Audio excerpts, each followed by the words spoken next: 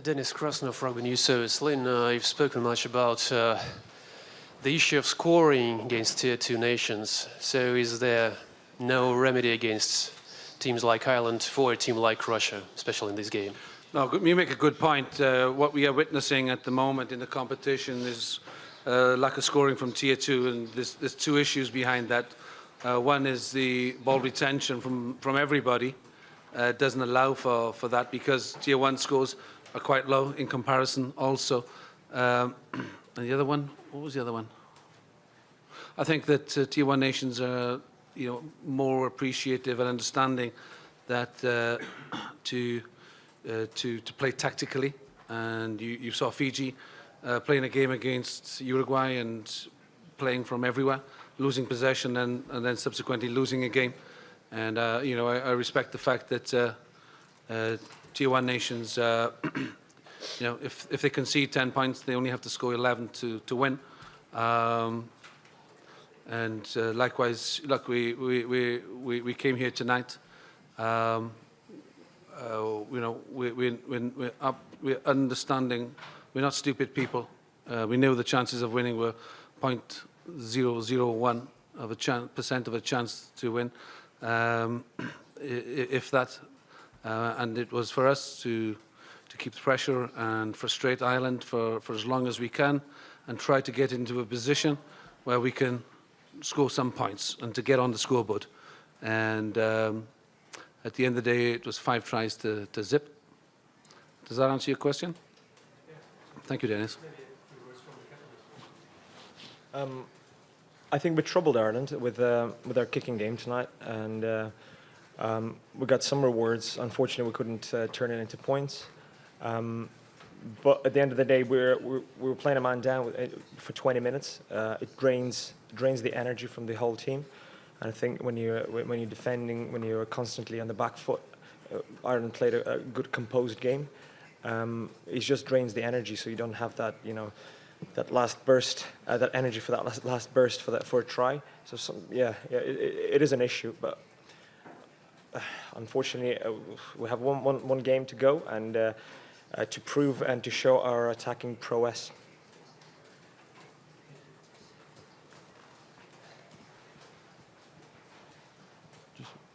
Thank you. Vasily, you said you troubled Ireland with your kicking game today. What other areas do you think you had success in, and what can other teams learn from that in terms of getting at Ireland?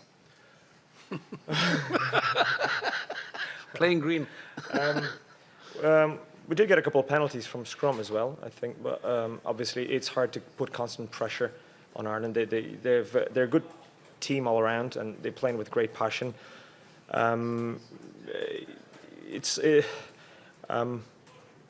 It's tough. We're playing a Tier 1 nation, one of the top nations in the world.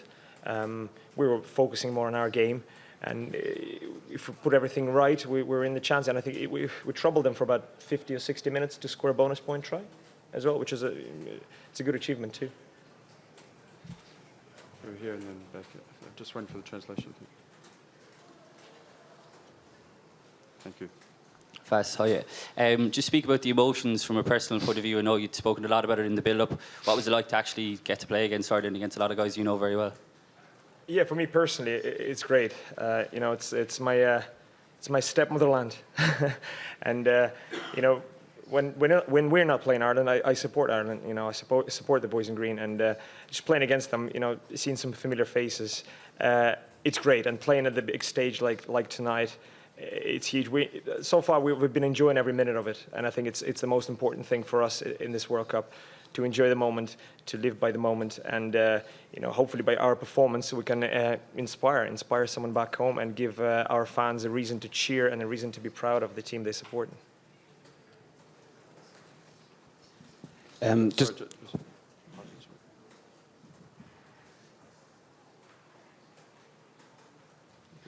Just a question for coach and captain, please, gents. Who was more physical in the teams you played against? Samoa, Ireland, Japan? I think Vas is in a better position to answer that, having just limped off the field. I I think tonight was the only game I was getting cramps at the end of the game. So I don't know if that tells you anything. But the speed, overall speed, was quite high tonight. And you could see it in the first half. Ireland was trying to speed up the game constantly. And it does pressurize a team like ourselves. We're not used to that type of intensity. But I think the effort from everyone on our team just showed that we're prepared to, go all the way and play really die hard tonight. And I have nothing but pride for my partners tonight. I think the error count with Ireland is very, very low, and we're playing and we're just waiting for an error, and it just doesn't come. And which is, when you're watching every day games, there's an error around the corner.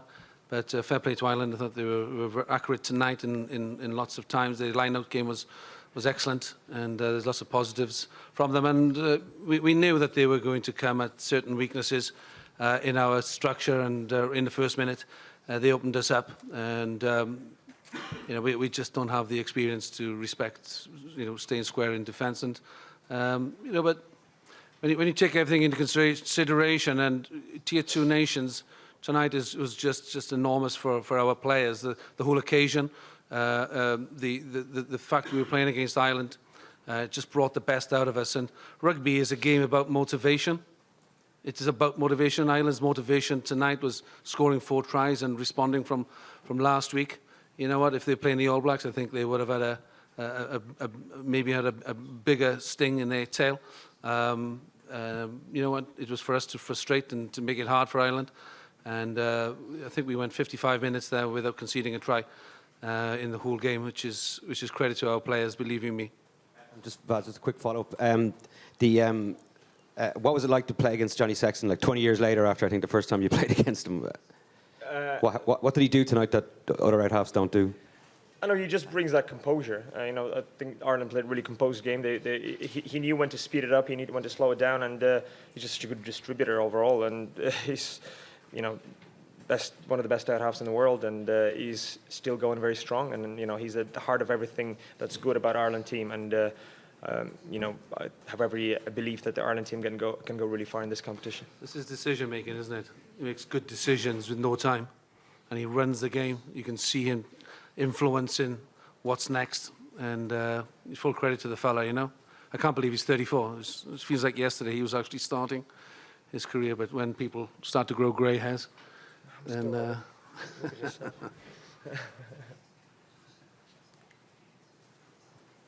Another question? Yes, here in the front row, and then we'll go to the second row as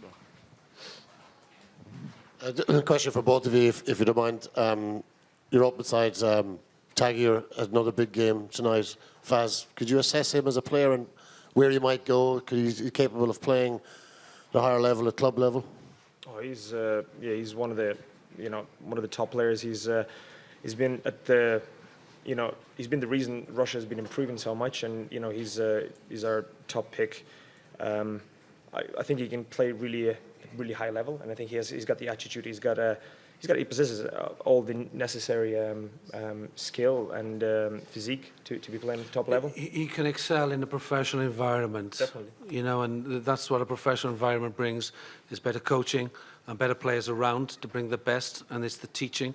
You give him a month in a pro environment, and you'll see a different player again once he understands and settles in. He's deliberating whether he's a 6 or a 7, and he's a 6 at the moment because he doesn't understand how to play 7. But he knows the way forward. His name is Tagier. I call him Tiger, and we had a certainly different side when. His name. It's difficult when you're very old. And we had a different side without him, and everybody has their key individuals within a structure, and he's a champion. He knows the way forward, and he's a winner. Got background in MMA as well, so he's tough. Good. Anyway, just waiting for. Vaz, most of the supporters cheering you at the end appear to be Irish. What do you think that said about your performance? I think we gave the supporters a reason to cheer for ourselves. We're the underdogs of the tournament. We're underdogs of the pool, and we constantly bring in that energy and bring in that passion into our performances. And I think that's it really buys out both supporters from both sides. At the end of the game, we come in short.